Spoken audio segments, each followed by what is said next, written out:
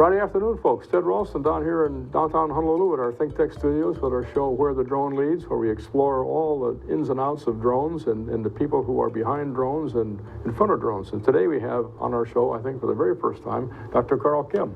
Hey, Ted. Dr. Kim, how you doing? Good. I'll call you Karl. All right, you can call me Karl. Karl, Yeah, Karl actually does not have a valid excuse for not being on this show because his office is like 100 yards away from here, right? But you have sent conscripts in here many times. Many you sent times. Eric in here many times and others. So, Capano. yeah. So we right. certainly appreciate those guys coming over and want to see more of them as time goes on here. So drones and National Disaster Preparedness Training Center. Interesting combination. How does that work? Well, you know, we've been involved with drone research and working with drones for many years now.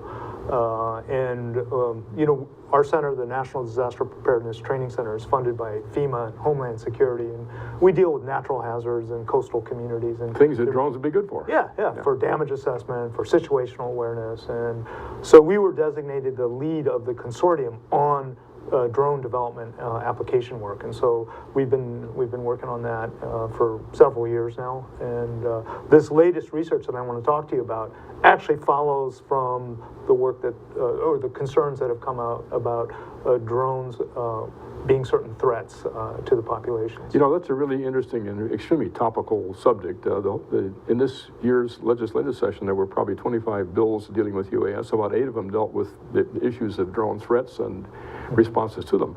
And they're all going through deferrals and various adjustments to the text in the bills. But this is a really important subject. People have not really grasped what the threats might be until they get measured by good analytical studies. And so what you're doing is putting concrete in here where imagination might have used to be. Yeah, we did some research this past fall, and what we wanted to do was to look at the interaction between drones and traffic and to see if there are problems, are there incidents of accidents, crashes, and so forth. So we conducted a national survey, and so the study that we are doing is drones and traffic safety, a preliminary risk analysis. Which is a really loosely coupled relationship that a lot of people might not have even thought about. Right. What you're speaking of is random or malicious drones flying over the road on the freeways and causing people to be distracted. Right. And so what we thought we would do is a national survey. So we we conducted a survey and got information from traffic professionals, from law enforcement. We're showing something right here. From emergency management. So we heard from about 435 different people across 98 cities,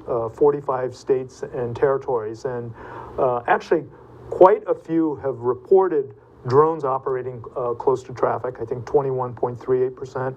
6% heard of instances where drones caused an accident. 17.6% heard of near misses. And the vast majority, 85%, felt that drones should be regulated over roadways. And so that's really the bulk of our study that we But the fact that you were even able to pull that information together through systems of reporting and collection is incredible in its own right, because that suggests it can be used to track the role of drones, the appearance, the perceptions, as time goes on in areas other than just traffic. Right. Well, as you know, there are thousands, hundreds of thousands of drones that are out there now. I think I was reading a report by Goldman Sachs that was saying in 2017 the consumer retail market for drones is something like $2.5 billion. And so we know that there's lots and lots of drones that are out there, and with that there's going to be more interaction between motorists and drones, and it does represent a hazard, a threat. Well, you know what intrigues me, Karl, if I could just interrupt your thought stream here for a minute, is the fact that this data even exists. people on the road, if they get bothered or get spooked by a drone of some kind, who do they actually report it to? I guess Well, they report to the police. They report, so that's why we interviewed law enforcement as well as emergency managers, as well as others, traffic engineers, and then also we're asking for people to report instances where this has happened. So, and then one of the questions was can we have that slide back up again? That was about the different threats and hazards, and the number one hazard that is distracting drivers. I think 393 of the 425 respondents felt that was the major threat. Also causing visual obstructions, potentially falling on motorists as well too. So those are the types of concerns that I think we're trying to deal with. And this sort of thing would probably be present if you were to interview the infrastructure people, the people who run power grids, who run power substations, who run distribution systems, whatever they may be, anywhere in infrastructure that could be disrupted is going to have some form of recognition and some form of reporting. Yeah, you know, it was interesting when we first started doing this research many years ago. We're very interested in pushing this technology out because we saw all the sort of positive benefits. Yes, I recall being part of that. Yes. For doing damage assessment, for sending these drones into places that would be dangerous or difficult. The positive side of drone usage. Right. But because of the proliferation now and the potential that it could put in the wrong hands, the drones can cause problems. And so we're looking at that. We're looking at the ways in which localities and states are attempting to regulate drones. We know all about the FAA and trying to regulate drones around airports and airspace, but increasingly more communities are creating no-fly zones and looking at imposing restrictions on where you can fly a drone. And I think that's where our own legislature is right now, trying to figure out how to work between the airspace management, which is FAA purview, and the ground management, and which is local and state purview, and then behavior management. How do you regulate behavior? Right. Yeah. So in our survey, the responses included, I think, 306 of the 384 who responded to this believe that we should be regulating drones over highways. Also, a large number believe that we should regulate drones over major arterials, intersections, other places like that. And then, in addition to that, that we should restrict drones flying over large trucks, school buses, public transit vehicles, and so forth. And so, so the next study that we're doing right now is we're collecting all the different local ordinances and legislation that's being passed. And so hopefully we'll be able to come back and report to you on the status of the different cities and states. Well, that's fantastic. One of the things we're going to be doing, I believe, in Hawaii, associated with the legislature, is coming up with a legislative task force that studies this very problem. And that Hawaii is associated with Alaska, Oregon, and Mississippi in this Pan-Pacific unmanned test range structure. And each one of those has a legislative task force that's studying the problem from their perspective, based on their history and their law structure and their quality of life. And so we're going to be doing the same thing. We're going to be starting the collecting right now with Alaska and the others, what they've actually done. And I can send you some of that. It might actually be interesting to get started here. But well, you have to imagine, I mean, if this thing is flying around and it was to fly in front of a vehicle, it could really cause some distraction or actually cause an accident. And so that's one of the concerns that we have. And there are just so many of them, and not everyone has received proper training. not everyone has understood that, you know, that this could create a That's hazard a or big threat, issue is so- education, isn't it? Getting people Right. to understand what their obligations are and the restrictions that are imposed on them already. In fact, all these things that are mentioned here, flying over highways and such, is probably not within the cards of any level of licensing I can think of in the FAA, because you have to have landowners' permission.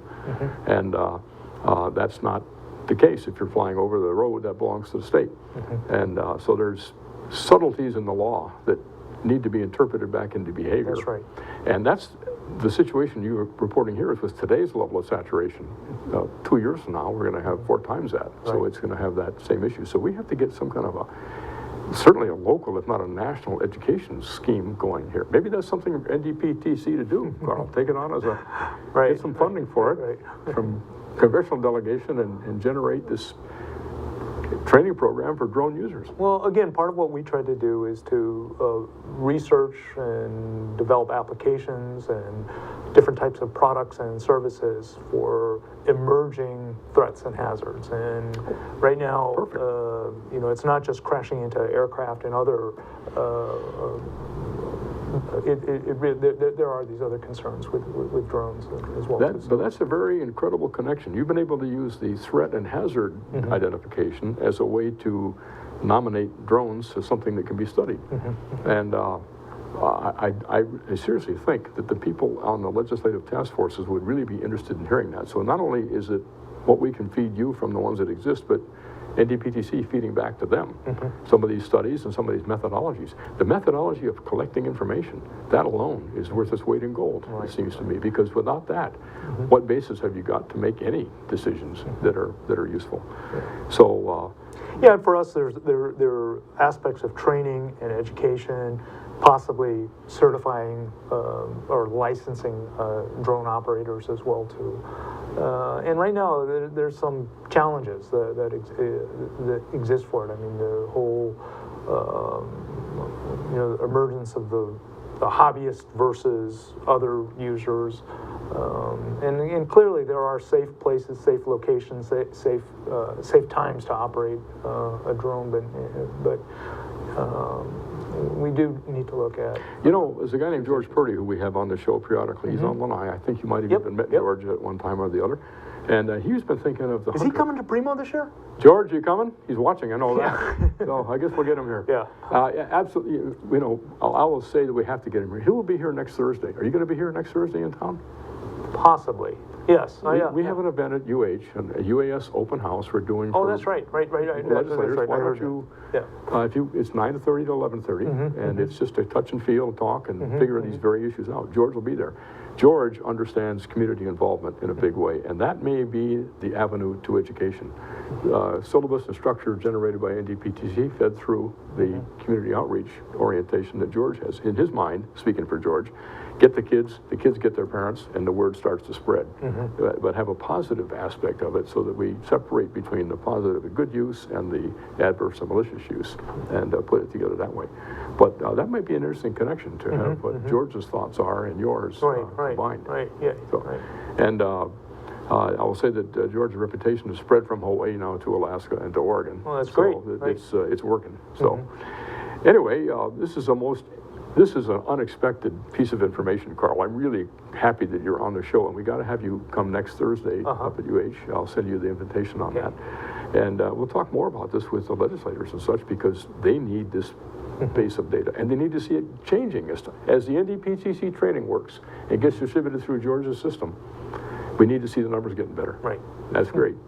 So, and then we transition from what we have just spoken of, the counter-drone aspect or the protection, to the good side, and how drones can affect the entire Pacific from a good side in the case of sea level rise and temperature rise and such. We'll pick up that on the second half of our show here after our first break. Okay, great.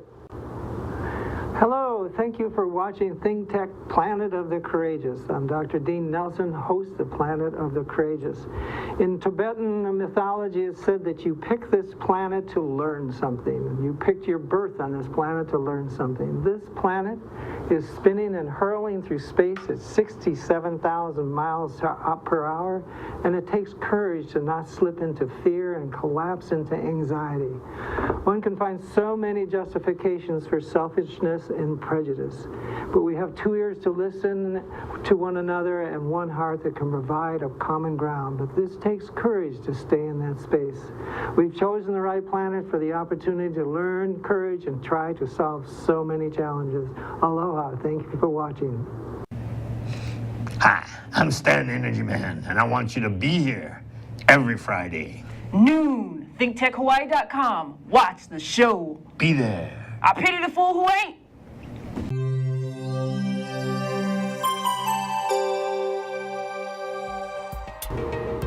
Friday afternoon, once again, folks. Ted Ralston here. As the day ends, Karl Kim, Dr. Karl Kim from NDPTC right down the street has joined me on our show, Where the Drone Leads on ThinkTech. We just spent a wild 15 minutes getting caught up with real data, surprising and shocking real data, and the ability to collect the real data on the issues that are unintended consequences, perhaps, of what is happening in the world of drones. But Karl, we just as much as we have to think about them as a threat, there's also the value side that we always normally start at. And in the Pacific, PRiMO, that rings a bell. PRiMO's coming up. The Pacific Risk Management Ohana. We have that's our annual meeting is coming up in March. Okay.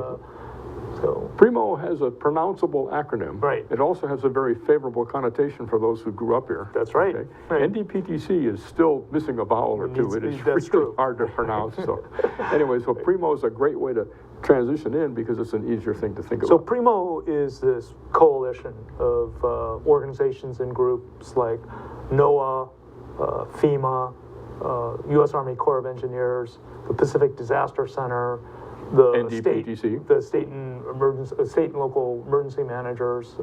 We're expanding to include the insurance companies and others that are all involved in different aspects of risk management. In the Pacific. In the Pacific. And so it's a big emphasis on Hawaii, but also on Guam, CNMI, Samoa. And then we've been expanding to include, well, last year we had, for example, the Prime Minister of Tuvalu and the former president of Kiribati came. And So we're getting senior people here who are coming because they see the issues they have to deal with, and they'd like some help and like some sharing, information sharing. Let's take a look at the video that is put together talking about this.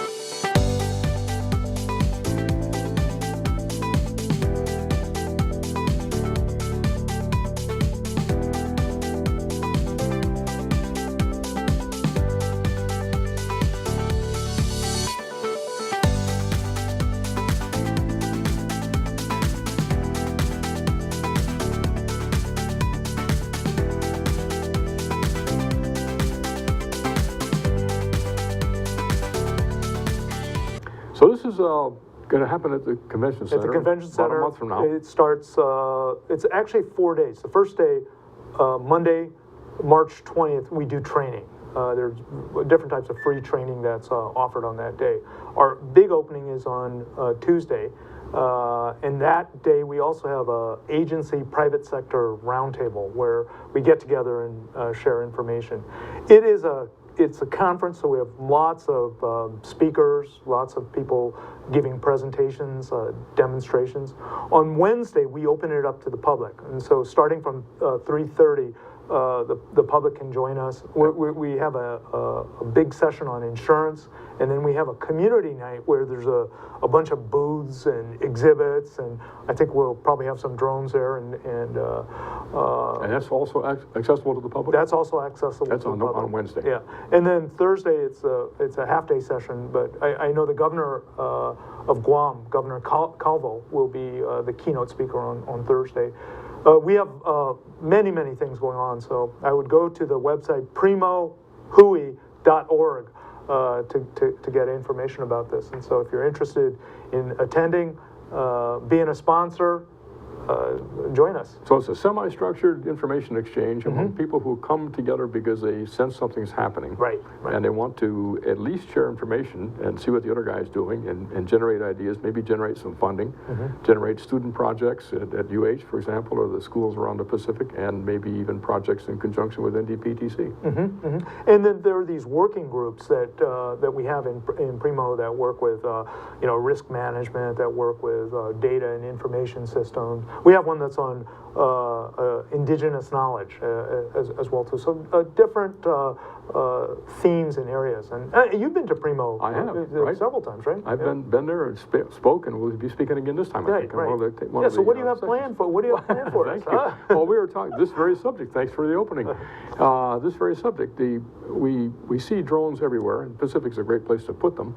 What we don't see is the users defining what the needs are that they really want to achieve. They're not quite sure. For example, battery life, wind tolerance, turbulence tolerance, saltwater intrusion, all the things that the Pacific throws at you as a challenge. We don't have a place where disaster managers have come together and said, this is what you must perform at this level. But to be most useful, there's probably some specifications that could be written down or rough ideas of requirements that would be very useful to collect across the range of the Pacific Islanders and have a sort of a, just like the fire department has a national pipe thread specification, so all hoses screw into all hydrants the same way. We ought to have some frame of reference for how drones need to be thought of at the design level to perform well in the Pacific. In fact, NFPA, the National Fire Prevention Association, is doing just that, but that's probably inside the U.S. It's thinking about the guys at the front. What are the minimum requirements for drone utility in the hands of the firemen? And if we could inspire our Pacific partners to think that way, because of the uniqueness of the Pacific, it would be, again, a great value to the business in order to have a solid set of requirements that work pretty much everywhere. You know, Ted, one of the other things I do is I chair the National Domestic Preparedness Consortium that includes a number of other universities and organizations involved in this. And they will be, several of them will be attending the PRiMO meeting from Texas A&M, from LSU, actually the Transportation Technology Center Incorporated, based in Pueblo, Colorado, that does basically rail disasters. They're also coming in Texas A&M. Well, actually, almost all the consortium members are working on different aspects of drones. Actually, New Mexico Tech is coming as well too, and they have a big counter drone project as well too, because of the concern that drones could be used to transport. We know they can. Right. And so this will be a time to share information about the different initiatives that are underway with Homeland Security, with counter drone, and with trying to ensure that drones are used legitimately to increase the safety and security of our communities. Do you think there's something we could do to prime the pump? Like we have a month between, actually 5 weeks between now and the conference beginning. Do you think we could generate a letter or something to send out to the various participants and say, would you think about the following problem? And then specify write the problem in several different perceptions and have them pre-think what the answers to the questions might be on the utility factor that they would find for drones in their particular environment. Right. And that seems like that would be a good thing to do, and then to report on at that. Collect information at the meeting as you've done here, and then turn it into an article of some kind. You're like a researcher, man. You're just. That's I've been rehired. So what have you been up to lately? You got a new job. I have a job. Yeah, you got a real job now, huh? I have. It's the same job I was doing before, but now it's a recognized job. I'm assisting the Applied Research Lab at UH in the development and management of its unmanned air systems programs, which is primarily this Pan-Pacific Unmanned Air Systems Test Range functionality, which is again, Alaska, Oregon, Hawaii, and Mississippi now. See, Mississippi is a Pacific state because 500 million years ago, the Pacific Ocean lapped at the shores of Mississippi. So we can take credit for that, bring it into the Hui. We can make them part of PRiMO if you want. Sure, there you go. Invite them. Well, Texas is coming, so why not Mississippi? So anyway, the FAA has designated 7 sites in the United States, including this combined site, which in our case, it's the extreme climate sites. We have like 8 climate zones from frigid Arctic to hot tropical, everything in between. So our task is to come up with test methods and evaluation methods for drones or UAS in that environment, and generate partnerships with manufacturers and agencies to go do the testing for them, do the evaluation, and provide information on the technology that works, and lead to the design methods and the certification methods for drones in that environment, but beyond the FAA rules of today. FAA already has a set of rules. They don't care about anything inside that box. It's outside that box, which means cluster operations where one guy is operating multiple units, or the units are operating themselves, or there's serious beyond line of sight, you know, an operation in Nebraska running drones in Palau or something, and flight over people, and delivering objects and flying at night. All these things that aren't allowed today. Right. We're supposed to be doing the testing and evaluation of those functions in that threat environment, if you will, technical threat, and coming up with measures of effectiveness and solutions. Well, that's really exciting, and I think that we got to catch up on a bunch of other things. Sure I just read There's a bar right around here. I just read a paper that Nick, our friend, our grad student, our acquaintance, Nick Turner, just wrote about their work on flying over Stromboli in Italy, the active volcano there. And so I think you got to bring him on to talk about. Nick's been in the middle of this since day one. Right. Actually, he went down to the Philippines on one of the first student trips down there, and took care of some really good things down there. Yeah. So there's a lot going on. So we could take what we're doing in this Pan-Pacific Unmanned Test Center and take the problem statement given or drawn together at PRiMO and use that as a coupling between problem and avenue to solution. Right.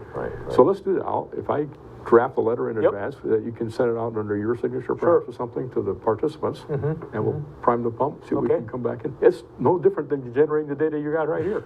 So it's the same process. So you sound like an analyst. Right. So, all right, so we're to the conclusions. Well, I mean, we all know that there are going to be more and more threats as the drone use increases, and we have to expect there are going to be issues with traffic safety. We think that we need some sort of task force to really look at studying these. Well, we'll help you with that. We got the task force going with the states. Yeah. And let's think maybe PRiMO can have a task force as well to think about this thing from the Pacific perspective once we're done with this session. So what we'll do, Karl, is get you back on after PRiMO is done, and we'll do a report card on ourselves. How's that? There you go. Okay. Well, Karl Kim, thanks so much for it's great seeing coming you. on. And Same here. Congratulations on your new job. Thank you, and I'll come down and see you more often. Welcome to the University of Hawaii, too. Well, thanks a lot. Thanks. Okay, and with that, we'll sign off and see you all next Friday.